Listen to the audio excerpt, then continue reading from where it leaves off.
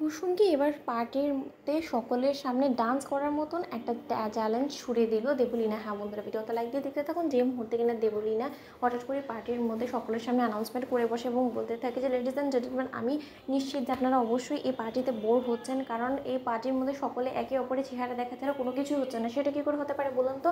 আমি যদি আপনাদের কাছে একটা অপশন ছুড়ে দিই যে আপনারা কি কোনো মতে একটা ডুয়েট ডান্স পারফরমেন্স দেখতে চান, তাহলে আপনাদের কি ওপিনিয়ন বলুন তো? ঠিক সেই মুহূর্তে সকলে যখন বলতে থাকে যে হ্যাঁ হয়ে যাক হয়ে যাক, ঠিক সেই মুহূর্তে দেবলীনা বলতে থাকে যে তাহলে let me introduce our brand ambassador Kusum. Kusum, তুমি ডান্স করে সকলকে দেখাবে না? কারণ আফটার অল সকলের তো এটা দেখার ইচ্ছা যে তোমার মধ্যে ঠিক কী কী হিডেন ট্যালেন্ট আছে, তাই না? ঠিক সেই মুহূর্তে যখন আয়ুষ কুসুমের ঘাবড়ে যাওয়া দেখে ভয় পেয়েছে এবং আয়ুষ বলতে থাকে যে করে হোক না কেন এই বিপদের হাত থেকে কুসুমকে অবশ্যই আমাকে বাঁচাতে হবে। অন্যদিকে যখন আয়ুষ বলতে থাকে যে ইয়েস ওয়াই নট, যেহেতু তুমি ডুয়েট পারফরমেন্সের কথাই বলেছো দেবলীনা, তাহলে অবশ্যই কুসুমের সঙ্গে আমি গাঙ্গুলি গ্রুপ অফ কোম্পানিজের সিইও হিসেবে আমি আমার ব্র্যান্ড অ্যাম্বাসেডারের সঙ্গে তো অবশ্যই ডান্স পারফর্ম করতেই চাইবো, তাই না? তাহলে বরঞ্চ একটা হয়েই যাক। ঠিক সেই মুহূর্তে যখন কুসুম বলতে থাকে যে ছোটো সাহেব এইসব কিছু আমার হাতে নেই, আপনি তো খুব ভালো করেই জানেন, তাহলে আপনি আমাকে এসব করতে কেন বলছেন বলুন তো?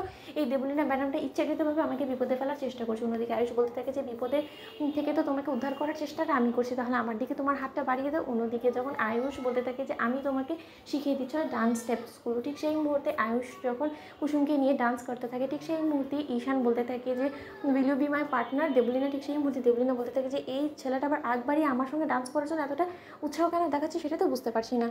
ঠিক সেই সময় যখন ইন্দ্রাণী বলতে থাকে যে যাও না দেবলীনা, ও যখন একবারই তোমার সঙ্গে ডান্স করতে চাইছে তাহলে করো।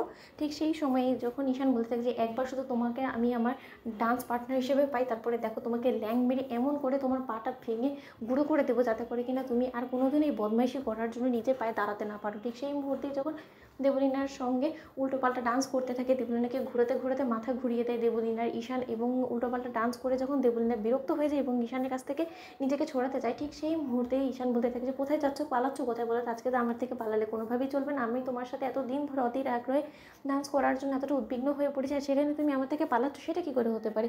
ঠিক সেই সময় যখন কুসুম এবং আয়ুষ একে অপরের মধ্যে মশগুল হয়ে পড়ে, ঠিক সেই মুহূর্তে রাজশেখর বলতে থাকে যে আয়ুষ, তোমার মন যে কী চাইছে সেটা আমি বুঝতে পেরেছি, কিন্তু সেটা কোনোভাবেই সম্ভব হবে না।